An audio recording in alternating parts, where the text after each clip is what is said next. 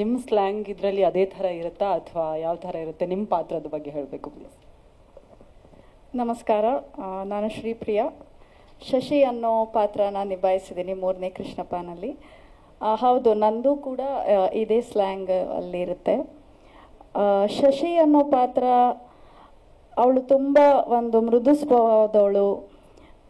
Ranganna Raghu sir ಅವರ ಮಗಳ ಪಾತ್ರ. ಸೊ ಪಂಚಾಯತ್ ಹೆಡ್ ಅವ್ರ ಮಗಳು ಪಾತ್ರ. ಎಲ್ಲರೂ ಊರಲ್ಲಿ ಅವ್ರು ಕಂಡ್ರೆ ಭಯ ಇರುತ್ತೆ. ಇವಳು ತುಂಬ ಸೈಲೆಂಟ್ ಆಗಿರೋ ಹುಡುಗಿ. ಜೋರಾಗಿ ಅವಳ ವಾಯ್ಸ್ ಜೋರು ಮಾಡಿ ಅಥವಾ ಯಾರ ಹತ್ರನೂ ಅವಳ ಎಕ್ಸ್ಪೀರಿಯನ್ಸಸ್ನ ಹೇಳ್ಕೊಳ್ದೇ ಇರೋ ಅಂಥ ಹುಡುಗಿ. ಆದರೆ ಯಾವುದೇ ಒಂದು ಕಷ್ಟದ ಪರಿಸ್ಥಿತಿ ಬಂದಾಗ ಅವಳು ಸರಿಯಾದ ಕಡೆಗೆ ನಿಲ್ತಾಳೆ, ಇಂಡಿಪೆಂಡೆಂಟಾಗಿ ಯೋಚನೆ ಮಾಡ್ತಾಳೆ. ಸೊ ಹಂಗೆ ನೋಡಿದ್ರೆ she is a strong character. Krishnappa ಅವಳ ಜೀವನಕ್ಕೆ ಬಂದಾಗ, ಕೃಷ್ಣಪ್ಪನ ಜೀವನದಲ್ಲಿ ಕಷ್ಟಗಳು ಬಂದಾಗ ಅವಳು ಹೇಗೆ ರಿಯಾಕ್ಟ್ ಮಾಡ್ತಾಳೆ, ಹೇಗೆ ಸಪೋರ್ಟ್ ಮಾಡ್ತಾಳೆ ಅನ್ನೋದು ಈ ಕ್ಯಾರೆಕ್ಟರ್ದು ಕೋರ್ ವ್ಯಾಲ್ಯೂ ಅಂತ ಹೇಳ್ಬೋದು. ನನಗೆ ಈ ಅವಕಾಶ ಸಿಕ್ಕಿದ್ದು ನನ್ನ ಅದೃಷ್ಟ, ನನ್ನ ಪರಿಶ್ರಮ ಅಂತಲೂ ಹೇಳ್ತೀನಿ. Thank you so much. Ranganna Raghu sir, Sampath sir ಜೊತೆ ಆ್ಯಕ್ಟ್ ಮಾಡೋ ಅವಕಾಶ ನನಗೆ ಸಿಕ್ತು. Thank you. ನೀವೆಲ್ಲರೂ ಇವತ್ತಿಲ್ಲಿ ಬಂದಿದ್ದೀರಾ. ಮೇ 24ಕ್ಕೆ ನಮ್ಮ ಚಿತ್ರ ರಿಲೀಸ್ ಆಗ್ತಾ ಇದೆ. ಮೀಡಿಯಾ ಅವರ ಪ್ರೋತ್ಸಾಹ ನಮಗೆ ಬೇಕು.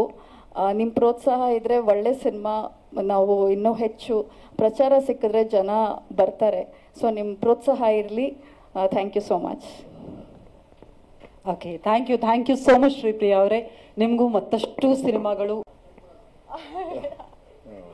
ಎಲ್ರಿಗೂ ನಮಸ್ಕಾರ. ಸಿನಿಮಾದಲ್ಲಿ ಆ ಪಾತ್ರ ಮುಖ್ಯ ಪಾತ್ರ ಅಷ್ಟೇ, ನಾನೇನು ನಾಯಕ ನಟ ಅಲ್ಲ, ನಾನು ಜಸ್ಟ್ ಕಲಾವಿದ ಅಷ್ಟೇ.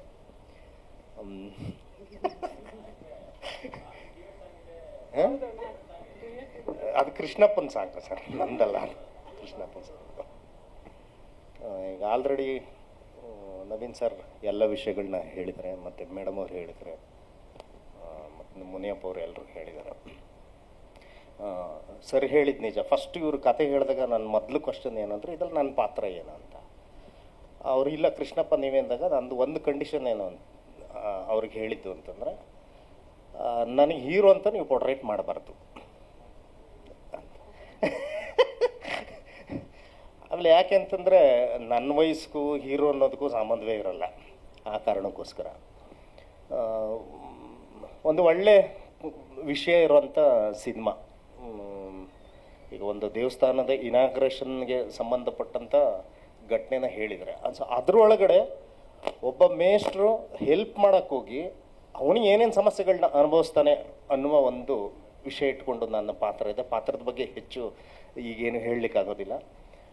ಇನ್ನು ನನ್ನ ಜೊತೆಲಿ ಅಭಿನಯ ಮಾಡಿದಂಥ ಮೇಡಮ್ ಅವರು ಇರ್ಬೋದು, ಮುನಿಯಪ್ಪ ಅವರು ಇರ್ಬೋದು, ಆಮೇಲೆ ಮಂಜು ಅವರು, ಮತ್ತು ನಮ್ಮ ತುಕಾಲಿ ಸಂತೋಷ್ ಅವರು ಇರ್ಬೋದು. ಸೊ ಎಲ್ಲರೂ ಅವರವ್ರ ಪಾತ್ರನ ತುಂಬ ಚೆನ್ನಾಗಿ ಸ್ಕೋರ್ ಮಾಡಿದ್ದಾರೆ. ಆಮೇಲೆ ಸರ್ ಬಗ್ಗೆ ಎದುರುಗಡೆ ಹೇಳಿದ್ರೆ ಅದೊಂಥರ ಒಂದು ಮುಖಸ್ತುತಿ ಮತ್ತು ನಮಗೆ ಮುಜುಗರ. ಯಾಕೆಂದರೆ ಅವ್ರ ಬಗ್ಗೆ ಮಾತಾಡುವಷ್ಟು ನಮಗೆ ಅನುಭವ ಆಗಲಿ ಅಷ್ಟು ತಿಳುವಳಿಕೆ ಇಲ್ಲ. ಬಟ್ ನಮ್ಮ ಅದೃಷ್ಟ ಏನಂದ್ರೆ ಅವ್ರ ಜೊತೆ ಪಾತ್ರ ಮಾಡಿದ್ದು ಅದೊಂಥರ ಗ್ರೇಟ್ ಎಕ್ಸ್ಪೀರಿಯನ್ಸ್. ಎಷ್ಟೊಂದು ಸತಿ ನನ್ನ ಶಾರ್ಟ್ಗಳು ಇಲ್ದಿದ್ದಾಗ ಅವ್ರ ಪಾತ್ರ ಮಾಡುವಾಗ ನಾನು ನಿಂತ್ಕೊಂಡು ನೋಡ್ತಿದ್ದೆ ಹೆಂಗೆ ಅವರು ತಮ್ಮ ಪಾತ್ರನ ಎಕ್ಸ್ಪ್ರೆಸ್ ಮಾಡ್ತಾರೆ, ಮತ್ತು ಅದನ್ನು ಹೆಂಗೆ ಫೀಲ್ ಮಾಡ್ತಾರೆ, ಮತ್ತು ಅದನ್ನ ಪಾತ್ರನ ಹೆಂಗೆ ಎಕ್ಸ್ಪೀರಿಯನ್ಸ್ ಮಾಡ್ತಾರೆ ಅನ್ನೋದನ್ನ ನಾನು ದೂರದಿಂದ ನಿಂತ್ಕೊಂಡು ಅಥವಾ ಅಲ್ಲೆಲ್ಲೋ ಸೆಟ್ಟಲ್ ಒಂದು ಕಡೆ ನಿಂತ್ಕೊಂಡು ನೋಡ್ತಿದ್ದೆ. ಸೊ ಅವರಿಂದ ಕಲ್ತಿದ್ದು ಸಾಕಷ್ಟು ಇದೆ.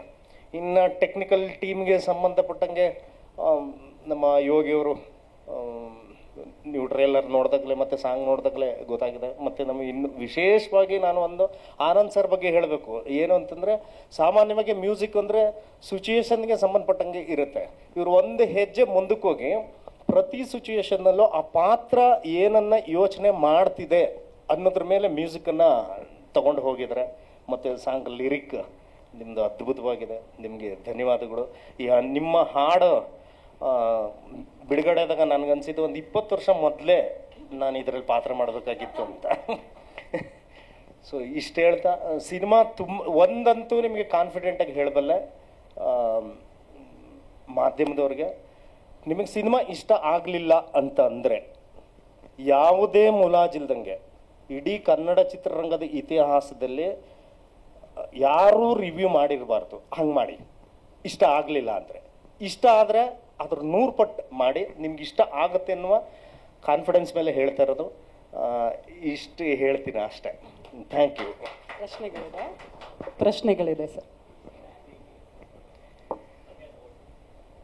ಇಲ್ಲ, ಯಾಕೆಂದರೆ ನಾವೆಲ್ಲ ಒಂಚೂರು ನಾಟಕದಿಂದ ಬಂದವರಾದ್ರಿಂದ, ಆಮೇಲೆ ಡೈರೆಕ್ಟರ್ ಬೇಸಿಕಲಿ ಅದೇ ಭಾಗದವರಾದ್ರಿಂದ, ಮತ್ತು ನಮ್ಮ ರಿಲೇಟಿವ್ ಆನೇಕಲ್ ಕಡೆ ಎಲ್ಲ ಇರೋದ್ರಿಂದ ಅಲ್ಲಿ ನೆಂಟರ ಮನೆಗೆ ಹೋದಾಗ ಸ್ವಲ್ಪ ಕೇಳ್ತಿದ್ದರಿಂದ ಅಷ್ಟು ಕಷ್ಟ ಅಂತ ಏನು ಅನ್ನಿಸ್ಲಿಲ್ಲ. ತಪ್ಪಾದಾಗ ಹೇಳ್ತಿದ್ರು, ಅದಂಗಲ್ಲ ಪೋ ಹಿಂಗ ಹೇಳೋದು ಅಂತ ಹೇಳ್ಕೊಡ್ತಿದ್ರು. ಆಮೇಲೆ ರಘು ಸರ್ ಅವರು ಹೇಳೋದನ್ನ ಕೇಳಿಸ್ಕೊತಿದ್ರು. ಅವರು ಪಾವಗಡದ ಭಾಗ ಸ್ವಲ್ಪ ಸ್ಲ್ಯಾಂಗ್ ಹಂಗೆ ಇದೆ ಅವ್ರದ್ದು. ಸೊ ಅವರು ಎಲ್ಲ ನೋಡ್ಕೊಂಡು ಅಲ್ಲಲ್ಲೇ ನೋಡ್ಕೊಂಡು, ಆಮೇಲೆ ಮುನಿಯಪ್ಪರು ಇದ್ದರು, ಅವರು ಫೋನಲ್ಲಿ ಮಾತಾಡುವಾಗ ಇಲ್ಲ ಬತ್ತೀನಿರಪ್ಪ ಇದು ಶೂಟಿಂಗ್ ಮುಗಿಸ್ಕೊಂಡು ಅಂತ ಹೇಳೋರು. ಸೊ ಇವೆಲ್ಲ ಕೇಳಿಸ್ಕೊಂಡು ಸ್ವಲ್ಪ ಹಂಗಂಗೆ ಕ್ಯಾಚ್ ಹಾಕೊಂಡ್ವಿ. ಮನೆಗೆ ಹೋದ್ಮೇಲೆ ಅವಾಗ ರಿಪೀಟ್ ಆಗ್ತಾ ಇರ್ತದೆ. ಈಗ ಇದು ಟ್ರೇಲರ್ ನೋಡಿದ್ಮೇಲೆ ಒಂದೊಂದ್ಸತಿ ಯಾರಿಗಾದ್ರೂ ಫೋನ್ ಮಾಡಿ, ಏನಪ್ಪ ಚೆನ್ನಾಗಿದೆಯಾ ಊಟಗಳಾದ್ವಾ ಅಂತ ಹಿಂಗೆ ಬರ್ತಾ ಇರ್ತದೆ. Thank you sir. ಇದಾದ್ಮೇಲೆ ರಂಗಣ್ಣ ರಘು ಸರ್ ಮಾತನಾಡಿ ಆದ್ಮೇಲೆ 1 ನಿಮಿಷದಾದ್ರೂ ನಿಮ್ಮಿಬ್ರು ಸಂಭಾಷಣೆ ಈ ಸ್ಲ್ಯಾಂಗಲ್ಲಿ ನೋಡ್ಬೇಕು ಅನ್ನೋದು ನಮ್ಮ ಆಸೆ. ಅದಕ್ಕೆ ನೀವು ಪ್ರಿಪೇರ್ ಆಗಲಿ ಅಂತ ಈಗಲೇ ಹೇಳ್ಬಿಟ್ಟೆ.